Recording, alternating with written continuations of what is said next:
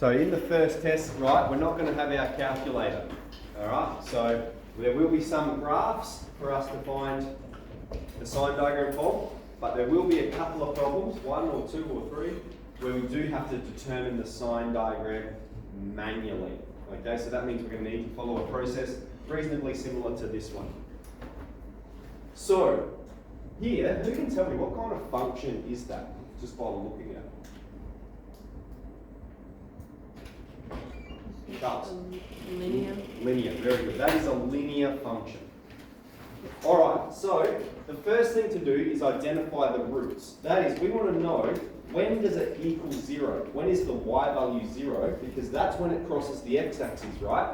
So all we're doing is we're going to make this function equal to 0. That's always the first step. Make it equal to 0. And now we're going to determine what are the x values that make this statement true. So we've got to break this down and get x all by itself. 3 from both sides. Okay, that allows us to get the 2x by itself. Then we have 2 times x. How do we get rid of 2 times? We divide both sides by 2. So we get x is minus 3 and 2. So when we first started breaking down these linear equations, I was showing all the working out on that. And if it's a skill you need to practice, please let me know. I can really supplement that skill. It's a very important skill, breaking down linear equations to find solutions. Okay, we've found the value of x that makes this statement true. We've found the value of x, that is the root. So we can plot that on an axis. All right? And we can just plot it straight in the middle because we don't have a graph that it's corresponding to. Right? X is negative 3 on top of 2. Okay, next we need to determine when is it negative and when is it positive. So the way we're going to do that is we're going to substitute into the equation some numbers to determine does it come out positive or does it come out negative. So our equation, right, is y equals 2x plus 3, and I'm going to choose a number to the right of minus 3 on 2. I'm going to choose a number to the right of it to determine if it's positive or negative at that point. Any number, could be any number to the right of minus 3 on 2. Think of your number line, minus 3 on 2, that's minus 1.5. You've got here, you've got 0 somewhere, you've got positive 1, you've got positive 2. It's a number line, right? I'm going to put any number into my equation to determine whether it's negative or positive.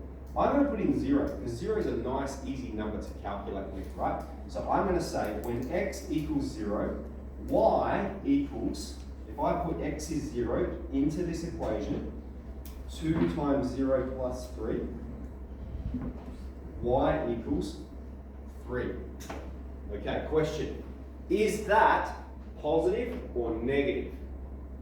Positive. That's a positive 3. Okay, we've evaluated it and we saw that it's positive 3, which means everywhere to the right of minus 3 and 2, everywhere this side is going to be positive.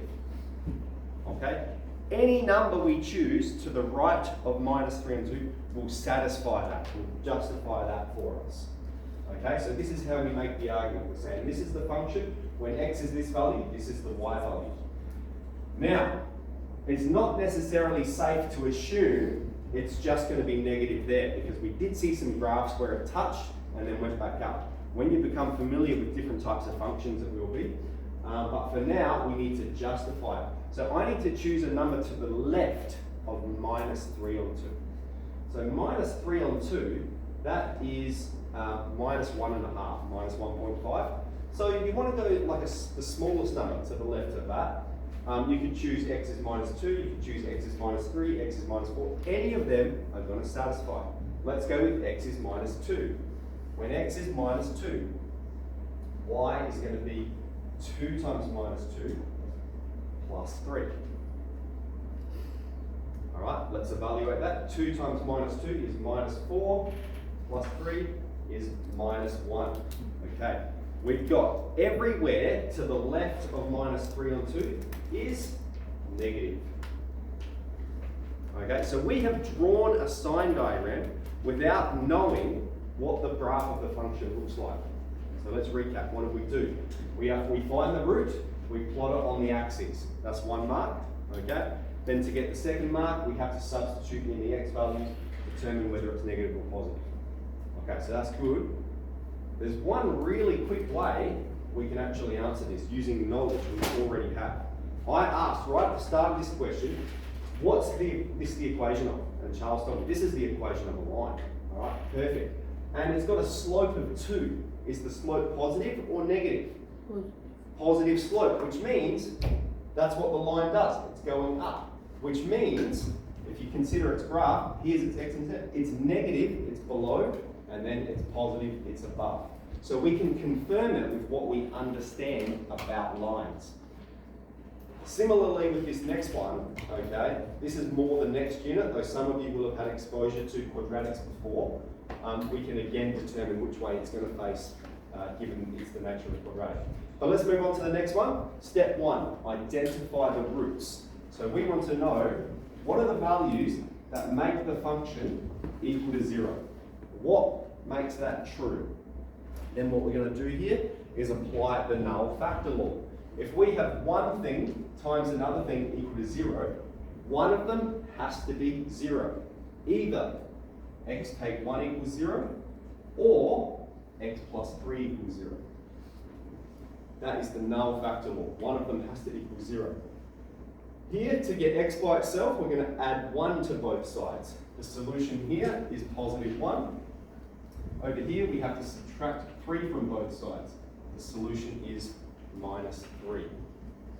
So we're going to plot both of those on an axis. We have minus 3 and 1.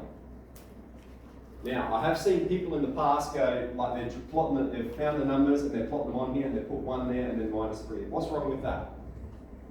They don't go like that. They don't go like that. Yeah, good point. Minus 3 comes before positive 1. So the scale, as in the distance between them, is not important, but what is important is that you get the numbers in the right order, okay? So here we've got minus 3, and here we've got positive 1.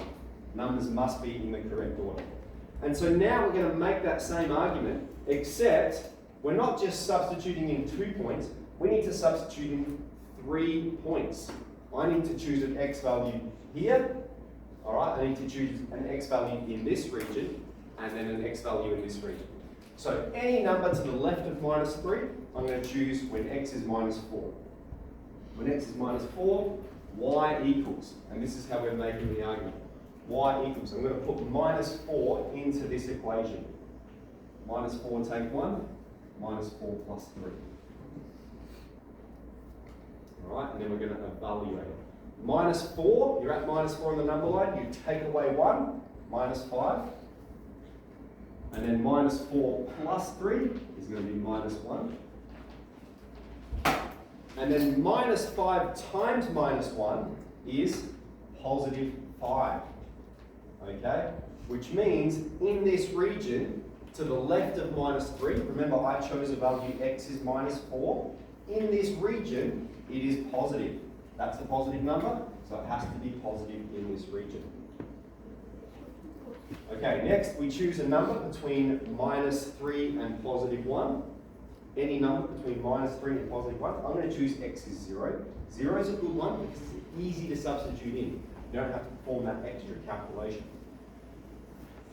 So, when x is 0, we're going to put that number where the x is here. We're going to have y is 0 take 1 and 0 plus 3. Minus 1 times positive 3, minus 1 times positive 3 is negative 3. Okay? 0 lies between minus 3 and positive 1. Therefore, over that region, it is negative. And then the last one will go when x is positive 2. Okay? Any number to the right of positive 1, positive 2. Use whole numbers, they're going to be easier to deal with. When x is 2, y is, and we're putting the 2 right where the x is.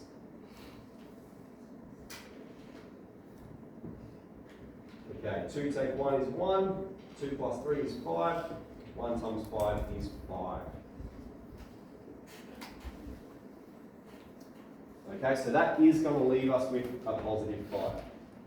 Now, in order to get full marks on a question like this in the test, you absolutely have to make the argument for all three circumstances. Okay, you cannot do one, like make that out to be positive, and then just assume the rest are negative and positive. You cannot make assumptions. You need to justify it mathematically. This is the justification. Very good. On to the last one. Okay, and this is a good question because it's going to allow us to recap rational functions. Let's talk about that. Rational, coming from ratio, can be expressed as a ratio. It's a function that's expressed as a ratio. We have one function at the top and one function at the bottom. Okay, these are the properties of it. It is going to equal 0. The function will equal 0 when the numerator is 0. The function will be undefined, that is, the asymptotes will occur when the denominator is 0. We cannot divide by 0, hence it's going to be undefined when the denominator is 0. Okay, so step 1 is identify the roots and asymptotes. So for the roots first, we're going to look at that and go, that's a rational function. It is going to equal 0 when the numerator, that is the top of the fraction, equals 0. So we can just write 2 plus x equals 0, and we need to find the value of x that makes just the numerator. All right, I'm just worried about the numerator because it's a rational function. We're going to subtract minus 2 from both sides, and we're going to subtract 2 from both sides. So we'll get x is minus 2. If you put x is minus 2 into this function, you're going to have 0 at the top. 0 divided by any number will be 0. 0 cakes divided by 1,000 people, everyone gets 0. All right? So that's going to be the root. That's the root. That's where it crosses the x-axis. And then we need the asymptote. All right? The asymptote where it's undefined, where it doesn't exist. Remember, that's a dotted line. And that's going to occur when the denominator is 0. So maybe we should make the argument 0 when 2 plus x equals 0, and then undefined when the denominator, x take 3 equals 0. Add 3 to both sides, x is 3.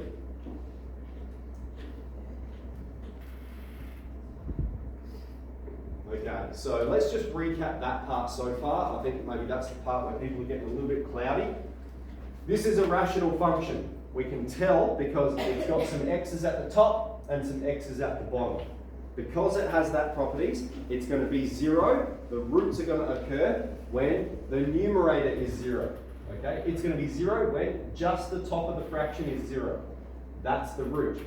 It's going to be undefined when the denominator is 0. So we just focus on the denominator. Undefined at that point, that's going to be the asymptote. All right, let's plot them on an axis. Here's our axis. We've got minus 2 is the root. All right, again, get the numbers in order.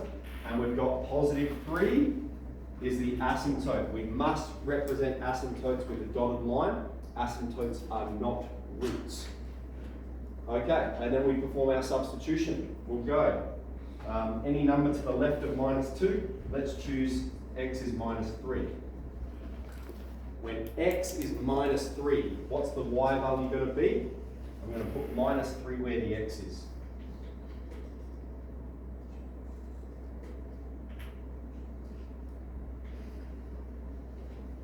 We've got 2 take away 3. Is minus 1 on top of minus 6.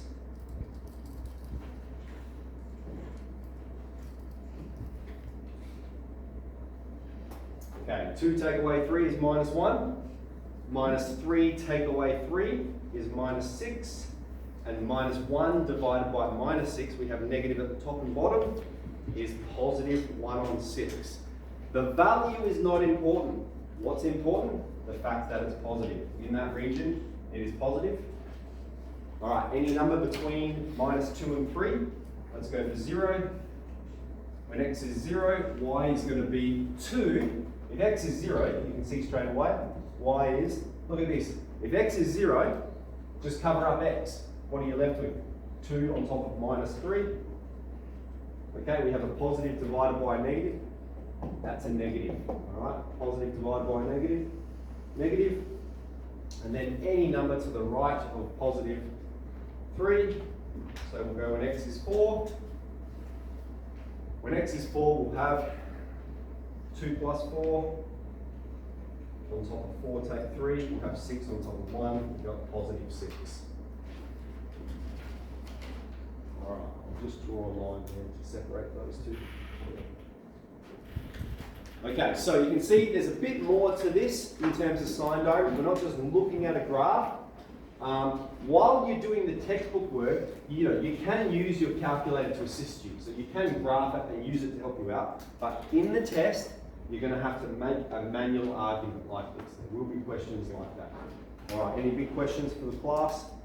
Cool. All right, so let's get into question 2 and 3. That's our plan for today, just sine diagrams.